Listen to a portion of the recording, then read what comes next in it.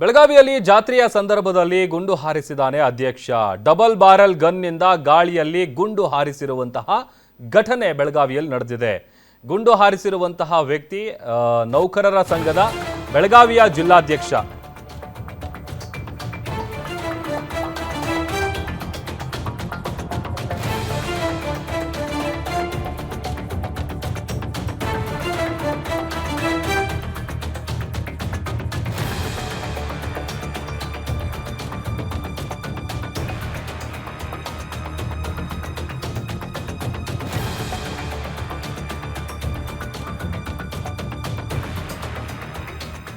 ಬೆಳಗಾವಿಯಲ್ಲಿ ಜಾತ್ರೆಯ ಸಂದರ್ಭದಲ್ಲಿ ಗುಂಡು ಹಾರಿಸಿದಾನೆ ಅಧ್ಯಕ್ಷನೊಬ್ಬ. ಡಬಲ್ ಬ್ಯಾರಲ್ ಗನ್ನಿಂದ ನೌಕರರ ಸಂಘದ ಬೆಳಗಾವಿಯ ಜಿಲ್ಲಾಧ್ಯಕ್ಷ ಬಸವರಾಜ್, ಆತ ಗುಂಡು ಹಾರಿಸಿದಂತಹ ಆಸಾಮಿ ಬಸವರಾಜ್ ರಾಯವಗೋಳ್.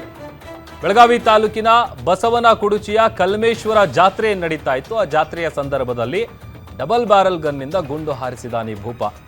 ಇದೆಲ್ಲ ತಪ್ಪು ಅಂತ ಗೊತ್ತಿದ್ರು ಕೂಡ ಮಾಳಮಾರುತಿ ಪೊಲೀಸ್ ಠಾಣೆ ವ್ಯಾಪ್ತಿಯಲ್ಲಿ ನಡೆದಿರುವಂತಹ ಘಟನೆ ಇದು.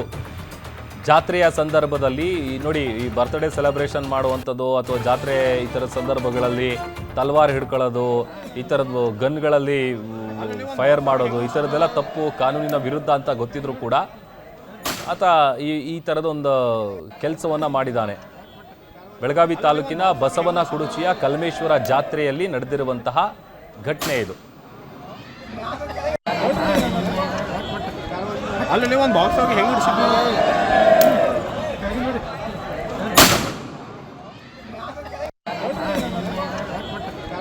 ಅಲ್ಲಿ ಒಂದು ಬಾಕ್ಸ್ ಹೋಗಿ ಹೆಂಗೆ ಹಿಡಿಸಿದ್ವಿ